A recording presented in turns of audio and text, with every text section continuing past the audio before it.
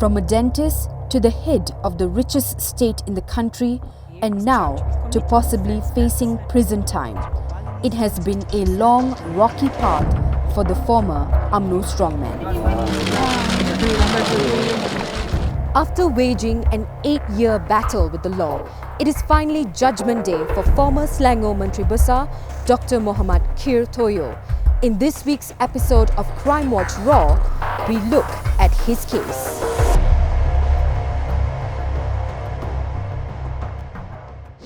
Former Selangor Mentri Besar Datuk Seri Dr. Mohd Khir Toyo was queried by MACC officers over the purchase of his multi-million ringgit mansion.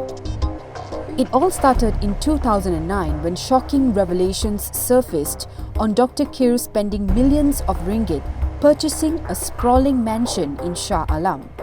A year later, he was officially charged for using his position to purchase 2 plots of land and a bungalow at a much lower rate, 3 million ringgit lower to be precise. Saya beli rumah ini atas dasar willing seller, willing buyer.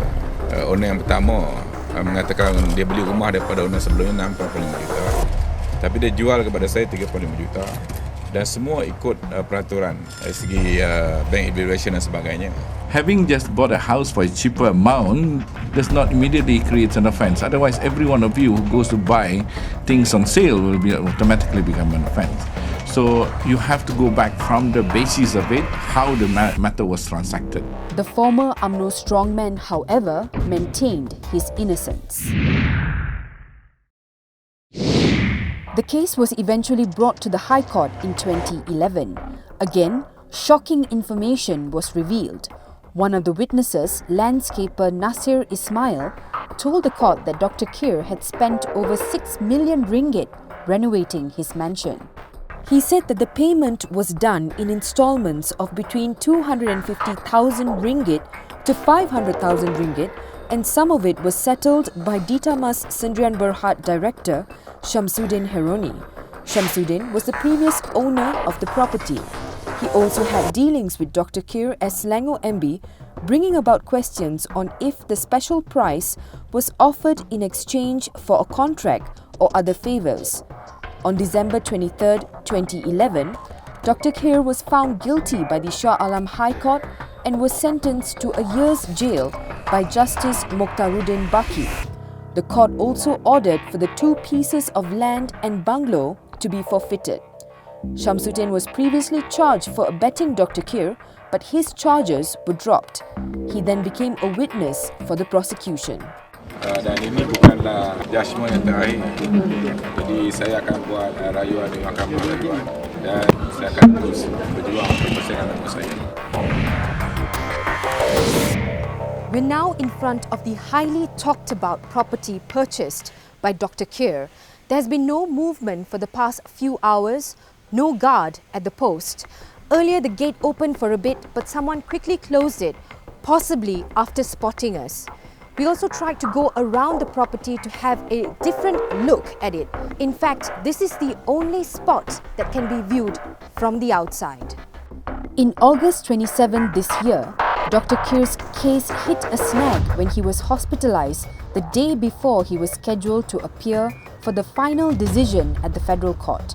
He had collapsed after his morning jog. I was told he went for his normal jogging and he collapsed. He fainted. Where? In where was that? In his, around his house area, which is in Shah Alam, and that actually normally indicates a kind of silent heart attack. Finally, on September 22nd, Dr. Khir appeared before the federal court.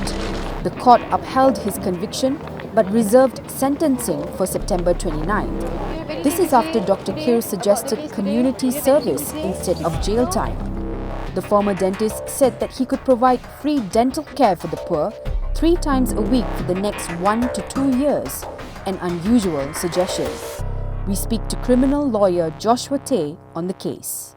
Under Section 36 of the Anti-Corruption Act, it has been upheld both by the Court of Appeal and the Federal Court. I would expect the government to probably sell the house, and then if there's any Charlie bank who wants to claim any outstanding loan which is still owing by Khir Toyo, I think the government will just pay off the bank and then the rest they will forfeit lah. I mean, community service is regularly meted out by the courts as a form of a rehabilitative aspect of sentencing instead of being like incarcerating or punishing the accused. So then the judge, what happens is the court, before meting out the sentence, will look at the facts, any extenuating circumstances to take into consideration before sentencing the accused. Let's say his age, his health condition. So this could be important for the court to consider. In future cases, any persons who are charged for corruption, they will use this case as an example, as a precedent, and say, look, even Khir Toyo was charged with graft, can just serve community service. Tuesday, September 29th, this is when the federal court will decide on Dr. Khir's fate. Will they set aside his 12-month jail term, or will they take up his offer of providing dental care to the poor? Stay tuned for the verdict on Star TV. This is Desiree Gasper for Crime Watch Raw.